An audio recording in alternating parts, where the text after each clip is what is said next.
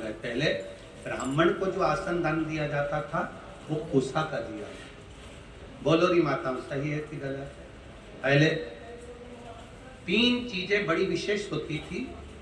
ब्राह्मण को दान करने के लिए कुशा का आसन होता था। सौभाग्यवती नारी को सुहाग का सामान जो दान दिया जाता था वो बांस की टोकरी में दिया जाता, जिसको सुहाग पिटारी कहते हैं। अब आप क्या क्या कहते हैं हमें नहीं मालूम, पर हमारे उधर तो सुहाग पिटारी कहते हैं। पिटारी का मतलब होता है उसमें बांस की डलिया, ब्लाउज के पीस रख दिया, कुंकू रख दिया, हल्दी रख दी, मेहंदी रख दी, चूड़ी रख दी, जो तुमने रखा वो बांस की पिटारी में रखा। बांस की पिटारी में क्यों रखते थे? हमारे यहाँ बांस की पिटारी की महत्वता क्या है? हमारे सनातन हिंदू धर्म में बहुत सी चीजें हैं जहाँ हम बड़ी करते हैं। तो भले कुछ भी कहे कि ये वंशकार है, ना ना ना। शिव महापुराण की कथा कहती है वंशकार बांस की डलिया का निर्माण करता है। जैसे बांस कभी समाप्त नहीं होता, लगा हुआ बांस में से बांस कटता जाता है, बांस फूटता जाता है, बांस कभी समाप्त नहीं होता। जिसमें से पैदा हुआ फिर होगा, उसको काट लो फिर होगा। उसी तरह वंशकार समाज जो बांस की डलिया का निर्माण करती है, वो वंशकार समाज बांस की डलिया इस भाव से बनाती है कि जिसके यहाँ शादी में जाए, सुहाग पिटारी में जाए, उसका सुहाग खूब बाबा कृपा बनाकर रखे, उसका वंश खूब। अब लोग वंशकार आजकल राजनीति के अंतर्गत चलते चलते तो हम क्या बोलें, बस बोल नहीं सकते, क्योंकि राजनीति के अंतर्गत सारी समाजों को तोड़ दिया गया। ये समाज का है, वो समाज का है, वो समाज का है। पर शिव महापुराण की कथा कहती है ब्रह्मा जी के द्वारा प्रकट हुए मनु और शत्रुपा, इन मनु शत्रुपा की आप और हम सब औलाद हैं। कौन ब्राह्मण, कौन क्षत्रिय, कौन वैश्य, कौन शूद्र, ये सब भगवान की औलाद है। इनमें कोई भेद नहीं होना चाहिए, सब एक होना चाहिए। पर थोड़ी सी राजनीति, थोड़ी सी वोट के चक्कर में लोगों ने अपने अपने समाजों को तोड़ दिया। गलत है। ये शिव पुराण रखी है।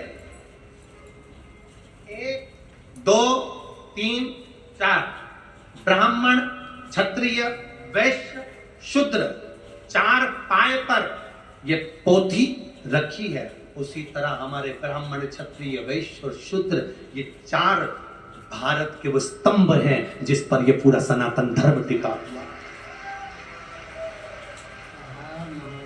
ये 4 ऐसे स्तंभ हैं जिस पे पूरा सनातन धर्म टिका हुआ है। पर वोट के चक्कर में, राजनीति के चलते हुए आज इन सनातन धर्म को तोड़ने के लिए लोगों ने विचार कर लिया सनातन धर्म ऐसे नहीं टूटने वाला। तो सबसे पहले लोगों ने कहना चालू करा अगरबत्ती लगाना बंद करो, क्योंकि अगरबत्ती में बांस होता है। थोड़े दिन के बाद ये तुम्हारी अगरबत्ती छुड़ा के तुम्हारे हाथ में मोमबत्ती पकड़ा देंगे और कहेंगे तुम्हारा बाप यही है, अब इसी को भजो, सनातन धर्म को भजना बंद करो। पर शास्त्र रीति कहती है, हमारा सनातन धर्म कहता है ब्राह्मण, क्षत्रिय, वैश्य, शूद्र, ये 4 एक स्तंभ है सनातन धर्म के। ये हमें कितना भी कोई तोड़े, पानी को डंडे से मारने से पानी अलग होता है क्या? अरे बोलो तो दीजिए, नहीं होता। इनको लोगों ने कह दिया ये तो वंशकार हैं, ये तो चर्मकार हैं, ये तो ये ना ना ना ना। जितनी जातियां, जितनी समाजें बनी है, ये हमारे सनातन धर्म के गौरव बनी है। संत रविदास जी ने चमड़े का जूता बनाते बनाते रविदास जी महाराज स्वयं मीराबाई आकर खड़ी हो जाती है और कहती है गुरुदेव, मैं तुम्हारे लिए अच्छा आश्रम सुंदर गंगा के घाट पर बना देती हूँ गुरुदेव, अच्छी जगह बना देती हूँ, चलो गुरुदेव। रविदास जी ने कहा मीरा, मैं काय को गंगा के घाट पर जाऊं, मुझे गंगा के घाट पर जाने की जरूरत नहीं है मीरा।